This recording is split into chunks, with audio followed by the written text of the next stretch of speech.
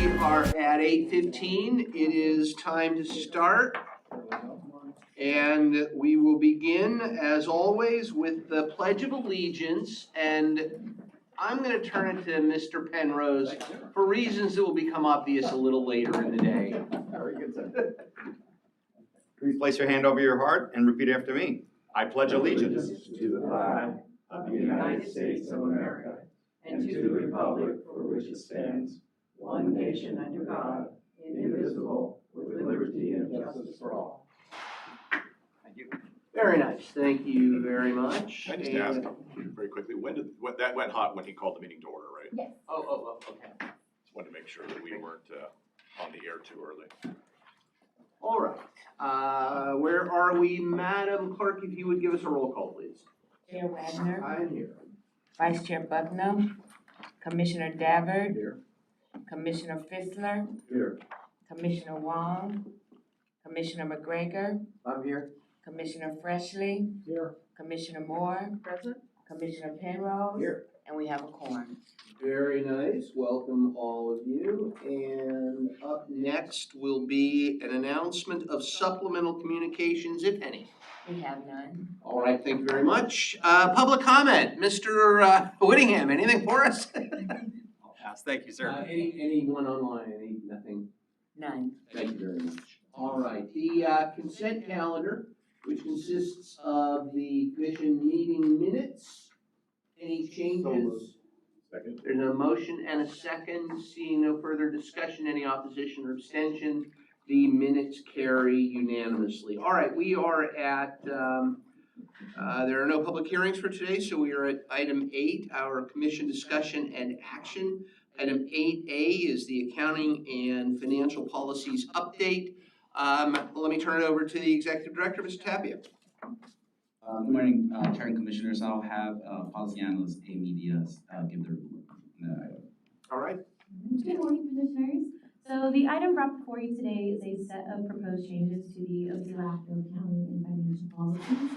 And these policies were originally adopted to formalize the agency's financial operations and establish internal controls. And as our financial practices evolve, we update the policies accordingly to maintain accuracy and compliance. And so the need for this update comes from the discontinuation of the Orange County Investment Pool, more commonly known as the OC Fund. And since the agency no longer holds this account, any and all related references to the OC Fund have been removed from the policy. And so this update just ensures that the policies remain consistent with our current financial practices. And for ease of review, attachments 1 and 2 include only the parts with the proposed changes and are shown in red line in attachment 1. They are also summarized in the table provided in our staff report. And the proposed revisions include changes to the revenue recognition, billing and invoicing, and investment sections. And so staff recommends the commission adopt the amended OC LAFCO accounting financial policies, and I am available for any questions. All right. Thank you very much. Let me bring it back to the commission. Any questions, comments? Is there a second? All right. The items have moved and seconded. Further discussion. Seeing none. Any opposition or abstentions? Seeing none, that matter carries unanimously. Thank you. Yes. All right. AP, personnel policies and procedures. Again, Mr. Tapia. Chair, I'll have Commissioner Clerk give that report. All right. Good morning, Commissioners. On an annual basis, the Commission reviews and adopts the OC LAFCO personnel policies to ensure that any changes in employment laws enacted by the state and federal governments are reflected in the policy. Recently in California, most employers have been required to establish, implement, and retain a written workplace violence prevention program. Today you have before you, with guidance from General Counsel, the drafted prevention program as part of the Commission's personnel policies and procedures. This concludes my staff report, and staff recommends that the Commission adopt the OC LAFCO personnel policies and procedures as amended, and staff and General Counsel are available to answer any additional questions. All right, thank you very much, Madam Clerk. Any questions, any comments? All right, I'll entertain a motion. I so moved. I'll second. Moved and seconded. Further discussion? You guys are too easy today. All right. Any opposition or abstentions? Matter carries unanimously. Thank you very much. Our energy for item B. Here we. All right, we are at 8C, our legislative report. Mr. Tappy. Chair and Commissioners, the item before you is the July legislative report. As the Commission may know, the legislative session is underway. A lot of the proposed legislation is moving through committees. The most recent deadline was June 6th, in which the proposed legislation needed to move forward out of their house of origin. One of the identified bills is Senate Bill 777. Currently under the State Cemetery and Funeral Bureau, it oversees about 11,000 or more entities that have to do with cemeteries and funeral services. One of those being endowment cemeteries. An endowment cemetery created after 1955 requires a trust in which part of the revenue that's collected for the services it provides is to be put in a trust, and then the generated interest is used to maintain those cemeteries. As of recently, there are a couple of cemeteries that have been abandoned or lost their license, and as such, maintenance to those cemeteries has not been kept up. Therefore, this bill proposes that LAFCO play a role in designating who can take over those cemeteries, meaning the county, a city, or a special district if one is available. Staff is recommending that the Commission consider an opposed position because currently the way the bill is written, there is no process as to how LAFCO would do that. Secondly, there is no funding for the agency that could potentially be designated as taking over one of these cemeteries. And lastly, in accordance with the Commission's policy, it's just not good governance the way that this bill is being proposed currently. And then also it doesn't enhance LAFCO's authority. So staff is recommending that the Commission take an opposed position and that we submit a letter.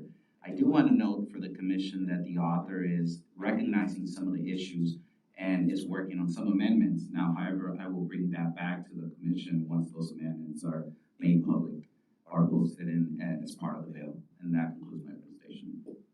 All right, thank you very much. Let me bring it back. Any thoughts, questions, comments? Commissioner Pressure.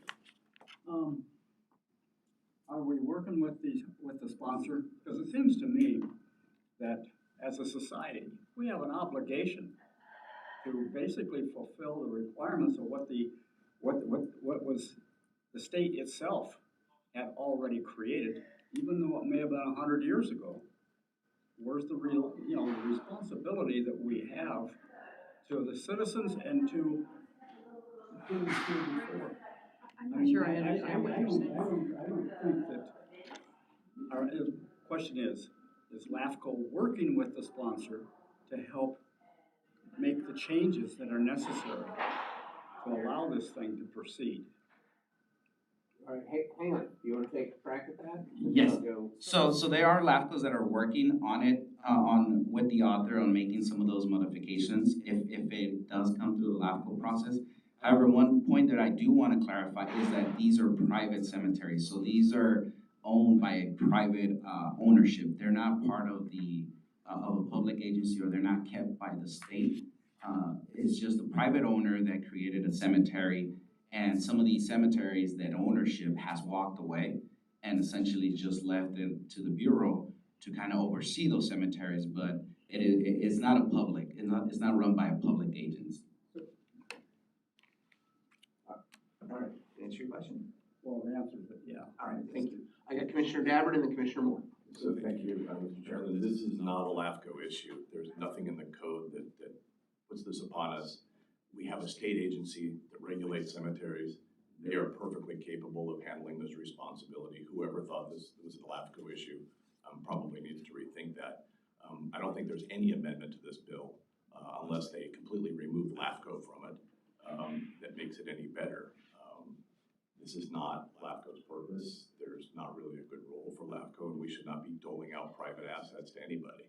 So I'd say we just take a straight oppose, not even an oppose, a request amendment. We just take an opposed position and see where this ends.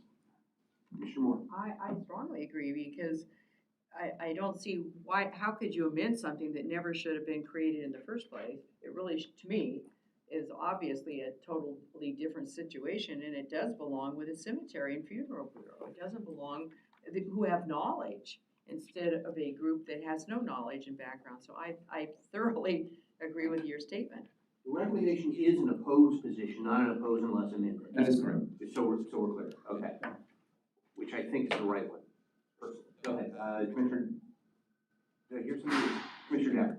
I just want to dovetail on that. Look, if we were to take this on, just as an example, in Orange County, there is only one entity that we could dump these private cemeteries on, and that's the Orange County Cemetery District. And they probably aren't going to be too eager to take that on, and I just don't think that's fair. And just to add to, for the commission, there is no cemetery currently under that situation in Orange County. Right. There's a couple in LA, there's one in Fresno, so there's none in Orange County currently. All right, the staff recommendation is an opposed, straight out opposed. I'll move it. Is there a second? Second. Moved and seconded. Further discussion? Any opposition or abstentions? Matter carries unanimously. Thank you very much. All right, buckle up. Here we go. 8D, which is the selection process and appointment of an OC-LAFCO alternate member. Mr. Tapia, tell us all about Mr. Penrose. Yes. The other candidates. Commissioners, the Wouldn't have item. mattered. All the other would not have mattered. Go ahead. The item before you is the selection process and appointment of the OC-LAFCO alternate public member seat. The notice for the upcoming term was placed on the newspaper, and then it was distributed to the agencies and it was open from April 7th till May 8th. The commission did receive an application from Commissioner Penrose. The ad hoc executive committee composed of Chair Wagner, Commissioner Dabbert, and then also Vice Chair Bucknam are recommending to move forward the recommendation for Mr. Penrose to serve in the upcoming term. And so the recommendation is for Commissioner Penrose to be moved forward for the next term, and then also if it's approved by the commission on July meeting, the oath of office will be provided to Commissioner Penrose. All right. I'll take the prerogative of the chair to make the motion. Second. Is there any discussion? Seeing none, any opposition or abstentions? Welcome back. Congratulations, Lou. Thank you. All right, that concludes our business for the day. At this point, commissioner comments, anyone? Commissioner Rush? After going through the whole work, particularly the personnel thing, and there's a lot of required vacation time, there's all kinds of times when I'm concerned, do you have enough staff to operate, given all the requirements for time off? You've got 3 people in your office, and I wonder, is there any planning for you to be adding at least 1 staff member in support of, so that you could continue to function if somebody has to go out for jury duty, they have to go out. I mean, you got the list there, and boy, I added up all the days, and it's almost 1 year of all being out. And for the agency, for 3 people, we're limiting. I'm just questioning, are we positioning ourselves so if we have the work to do, are we going to be capable of handling it? Okay. I believe in our strategic planning, we said we were going to address staffing issues, and we were going to sit down and have that discussion. Staffing levels is a commission decision. Yeah. And that's for us to consider at a future meeting. We will consider how many positions we need, how many positions we're going to authorize. That's why I raised it. We already said we were going to do that in our strategic planning. Pardon? We said we were going to do that in our strategic planning. Okay. I do want to add to the commission that we are currently doing a recruitment for an analyst position. And so we're projecting that starting in July, the new analyst will be coming on board with the team. Okay. Thank you. All right, thank you very much. Anyone else? Anything else? All right, we will move to the executive officer's report, Mr. Hackett. I do have two items to report to the commission. The first one is, the city of Fullerton, notified, staff that they are working with a water mutual. It's called the Page Water Mutual Company that is within the boundaries of the city. Recently, the well where they were pulling the water from is no longer, being able to be used, considering that there's some, chemicals that prevent the water. There is a process of fixing the issue. However, it's a little bit costly for the residents. The mutual has 120 residents and 37 connections. Now, the city of Fullerton is providing the water currently, so they checked in with LAFCO to see if there was a process that they had to go through. And in checking in with council, considering that the water mutual is totally within the boundary of the city, and they are working with the state water board, the message to them was that there was no process that they can, proceed, as they are working to get a grant to also recover the costs to connect those residents permanently to the city. Now they have an emergency connection which has been providing water at its normal pace since the beginning of the year. And so they are gonna keep LAFCO informed for the purposes only of when we continue to work on the North MSR. That's coming up for the next fiscal year. What's the name of the mutual? It's Page Water, yes. Mhm. Never heard of them. It's only 120. Well, there's only 37 connections, that's probably why I've never heard of them. And the other item that I would want to report is, I was made aware that there was a distribution of a cease and desist notice in regards to a development of the battery warehouse that's being proposed in the city of San Juan Capistrano. I'm working with council to determine if there's anything that we need to respond to, considering that we don't have any jurisdiction over land use. But I'm checking in with council and seeing if there's any response that will be needed. We always have to respond. You don't if it's not legal. Just happy, there's a lot of community chatter, specifically with parents of the children that go to J. Sarah High School. So if there's any intel that I can forward your way, on both sides of the discussion, it's an interesting little dust up down there. Thank you. This is adjacent to J. Sarah. All right, Commissioner McGregor. Yeah, I forgot. Two things. I just want to advise the board. One more LAFCO dropped out of the state, so they continue to dwindle, just FYI. Who dropped And- out? And we officially sent a letter, as you know, State Cal LAFCO, we had the Southern Region, which I was the chair of.